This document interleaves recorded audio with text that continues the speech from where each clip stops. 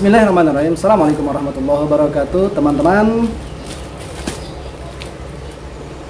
Sore hari ini kita akan melakukan pembungkusan terhadap jambu air saya. Ya, kita gunakan plastik biasa saja. Ya. Nanti kita akan bahas kapan waktu pembungkusan yang paling tepat. Seberapa besar ukuran plastiknya, ya kan? Terus bagaimana jumlah dompol dalam satu cabangnya, berapa isi dalam satu dompol, itu penting teman-teman.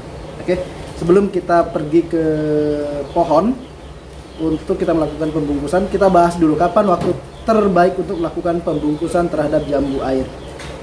Oke, ini mungkin sering saya bahas sebelum-sebelumnya, tapi di video kali ini saya ingin membahas itu lagi.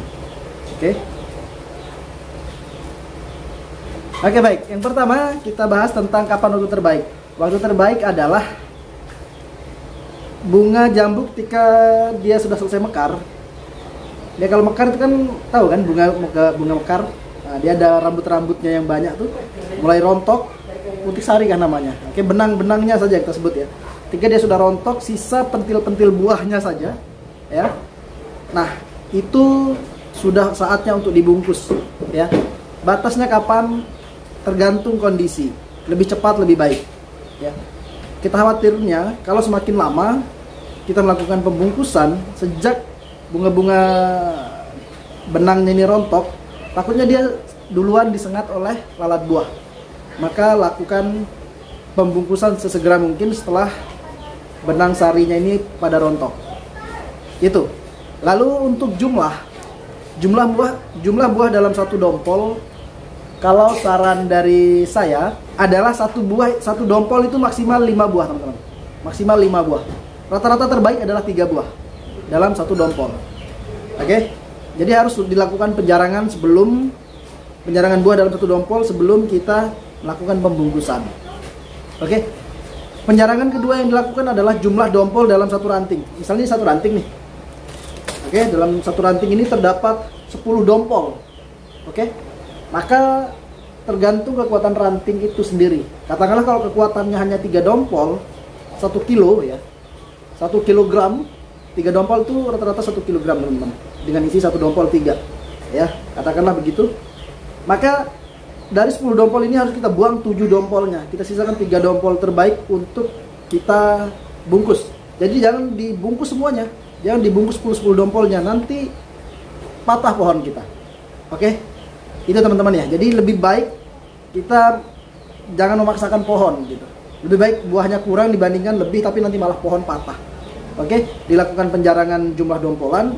Lalu berikutnya adalah dilakukan juga penjarangan buah dalam satu dompol. Maksimal 5 buah, paling baik adalah 3 buah dalam satu dompol. Oke, paham ya?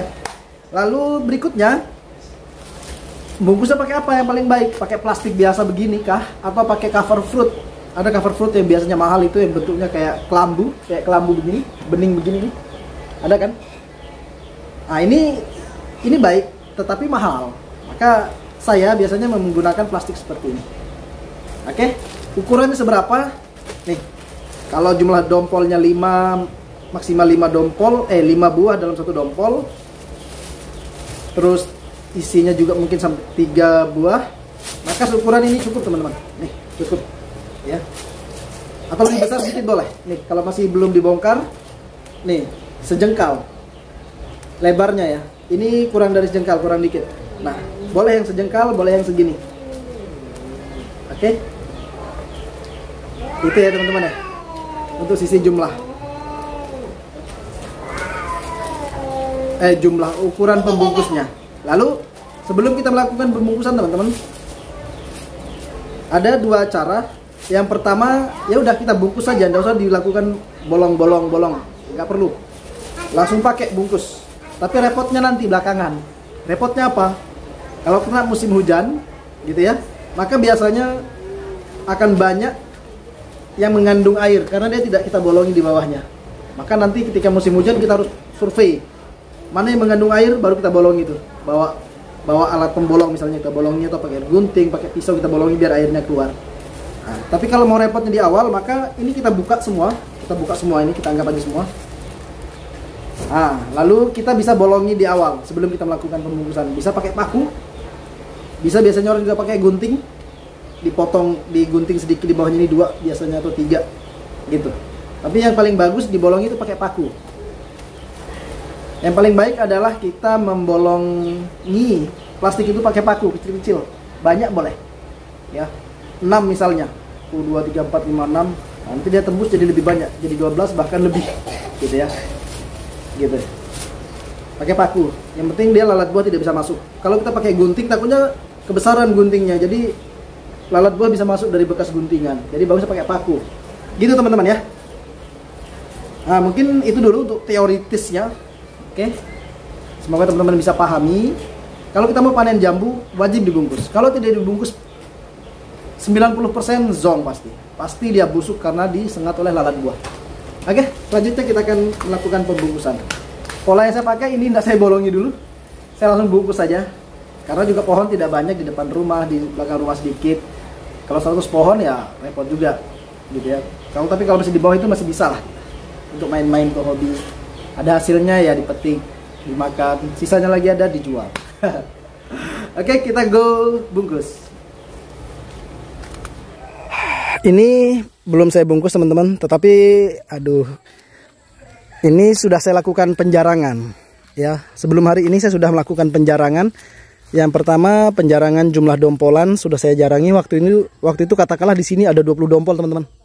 Ini sekarang sudah saya sisakan sisa berapa ya? 1 dompolannya ya. 1 dompol, 2 dompol, 3, 4, 5, 6, 7, 8, 9, 10 dompol. Waktu itu lebih dari 20 dompol di sini. Saya sisakan hanya 10 dompol di ranting yang ini. Kebanyakan enggak? Kayaknya juga kebanyakan teman-teman. Ya kalau bisa dikurangi. Takutnya nanti kok 10 dompol berarti berapa kilo tuh? 3 kilo lah, ya kan? 10 dompol. Iya 3 kilo. Takutnya keberatan nanti dia bisa patah kan sayang. Rugi kita kalau pohon kita patah. Itu ya. Tergantung perkiraan teman-teman lah. Kalau terlalu berat boleh dikurangi lagi. Itu yang pertama, pengurangan jumlah dompolan dalam sebuah ranting gitu. Selanjutnya kita lakukan pengurangan jumlah buah dalam dompolnya. Ini 1 dompol hitungannya. 1 dompol ya. Waktu itu buahnya banyak banget. Hitung jumlahnya sebelumnya ya dalam 1 dompol. 3. Di sini juga waktu itu 3. 3. Di sini 3, di sini 3. Tuh 2, 3, 4, 5. 3 kali 5, 15 buah di sini teman-teman waktu itu. 15 buah dalam 1 dompol ini. Nah, ini saya sisakan 5 nih. Nih saya sisakan 5. Rata-rata harusnya 3. Nih, kalau 3 ini dibuang atau ini dibuang. Ini sama ini sisakan tengah. Gitu ya. Tapi 5 boleh. 3 boleh. Ini 3. Contohnya ini 3. 1 dompol 3. Nah, 3, 3. Ada yang 4. Ah, 3 jadi. Antara 3, 4, 5 1 dompol. Nih saya buat 4. Ini di sini 4. Gitu ya teman-teman ya. Sip. Nah, ini sudah terlalu besar sebenarnya. Nih, terlalu besar nih. Tapi kalau kita perhatikan masih aman dari sengatan lalat ya. Dia kalau ada sengatan itu ada bintik-bintik hitam, teman-teman. Kalau ada sudah bintik-bintik hitam, berarti itu sudah disengat. Nah, ini belum nih. Ini belum. Nah, waktu yang terbaik itu yang masih dia kayak gini nih. Masih kecil-kecil gini. Segera dibungkus. Oke, gitu ya teman-teman ya. Nih, kita bungkus. Bismillah, kita bungkus. Oke, sip. Diikat 2 kali rata-rata. Ini sekali, boleh juga sekali, tetapi lebih aman 2 kali. Jangan terlalu kencang. Nah, sedikit saja. Oke, aman. Sebenarnya ukuran yang paling pas itu teman-teman, itu sejengkal lebarnya ya. Lebar ininya sebelum dibuka, sejengkal. Ini terlalu kecil. Tapi nggak apa-apa, cukup sebenarnya, cukup. Tapi lebih bagus yang sejengkal. Oke, sejengkal. Sip. Nah, ini saya tidak bolongin tadi, saya langsung pakai. Oke, aduh repot ya, taruh di selangkangan. Nah, gini. Kita bungkus. Nah. Jadi hari ini kita cukup berbicara tentang pembungkusan. Untuk teori pemupukannya berikutnya kita bahas ya. Pemupukan vegetatifnya bagaimana, pemupukan generatifnya bagaimana. Oke baik teman-teman, demikian saya lanjutkan pembungkusan dulu. Siap? Semoga tanaman teman-teman juga subur. Kalau ada yang nanam jambu, semoga jambunya bisa panen dengan bersih tanpa busuk dengan cara kita harus rajin membungkus. Assalamualaikum warahmatullahi wabarakatuh.